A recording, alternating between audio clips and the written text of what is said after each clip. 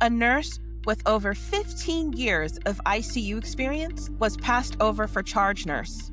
Again, her manager told her that she lacked presence, but the translation was that her accent, it made them doubt her leadership. So she came to us very frustrated, very exhausted, and she was also really questioning herself. But in the few weeks that she did work with us, she didn't change how she spoke because that wasn't the problem. She changed how she showed up. And because she was showing up differently, her team started listening differently. In this video, I'll show you how she did it and how you can do it too.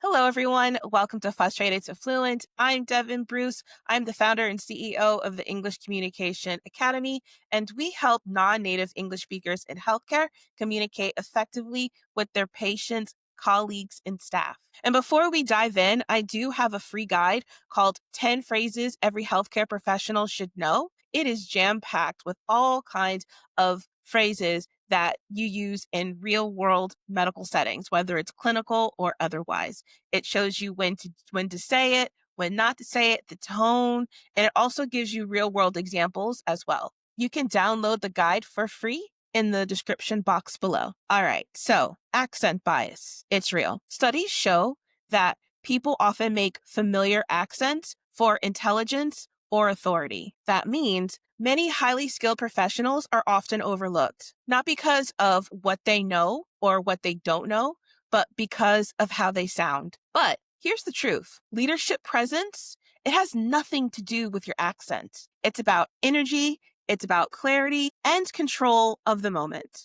And you can build that without losing your accent or your authenticity. All right, let's get to it. So the very first thing that you need to do is to reframe the narrative. Let's start here. Leadership presence. It's not about sounding native. That's never the goal. It's about commanding attention through your clarity, decisiveness, and your body language. According to research from Harvard Business Review, what makes someone sound like a leader isn't an accent.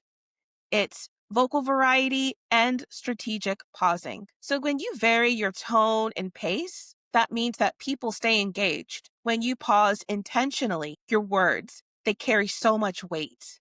Think about some of the leaders that you admire most. They're not always the loudest or the most fluent even. They're the ones who sound very grounded. So try this.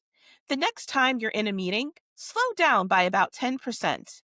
Let your key sentence, let it breathe for 1 second or so before you move on. It's simple, yet very powerful because you don't need to erase your accent to sound like a leader. You just need to own your presence. Now, the second step is the confidence anchor technique. Let's talk about something that you can do before every important interaction. It's what's called the confidence anchor technique. It's a 3-step ritual that resets your energy before you walk into the room. The very first thing that you do, which is step 1, is the power pose. You stand tall, feet shoulder width apart, shoulders very relaxed. It opens your body and it signals strength to your nervous system. Making sure that your nervous system feels safe is essential. Step 2, you take 3 deep breaths. In through your nose for 4 counts, hold for 2, and then out your mouth for 6. This regulates your breathing and slows down your heart rate.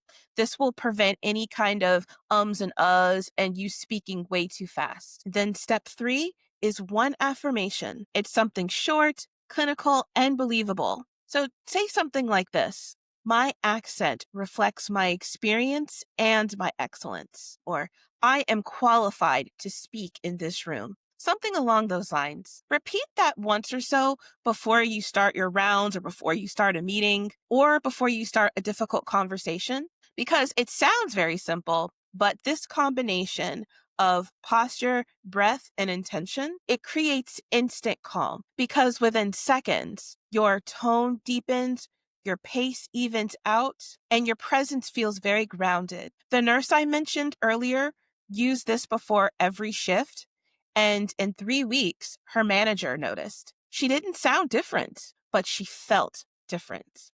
And finally, let's talk about what happens when you're actually speaking. Leaders, they communicate with structure, not because they have the perfect grammar, but because their language, it directs action. Here are three shifts you can start using today. First, begin sentence with action verbs. So instead of saying, we should be checking vital signs, say, monitor vital signs every 30 minutes. It's clear, it's decisive, and it's very professional. The second thing you could use is the because framework. Add a brief explanation, keyword brief, after every directive. For example, we need to escalate this because the patient's oxygen levels dropped. The word because, when it's used the right way, it builds authority. It shows reasoning, not emotion. And then third, you always want to end with clarity. Replace vague endings like any questions with something like next step. Please update the chart before rounds. When you end with direction, you sound like someone people can trust. Now, I want you to know something. Accent bias, it might make people underestimate you, which is not fair. But you never have to underestimate yourself. You already have the expertise, and you also now have the tools to help the world hear it. You can reframe the narrative and anchor your confidence. Communicate with clarity. That's how you turn your accent from a limitation into a leadership signature. You don't have to sound like a native speaker to lead. You don't have to sound like anyone else to lead. You just have to sound like you at your most confident. All right, so if this video helped you, please hit like and subscribe. I post new videos every week to help you build real world fluency in your professional life. And if you want some more quick fixes, don't forget to download my free guide, 10 Phrases Every Healthcare Professional Should Know. The link for that is in the description box.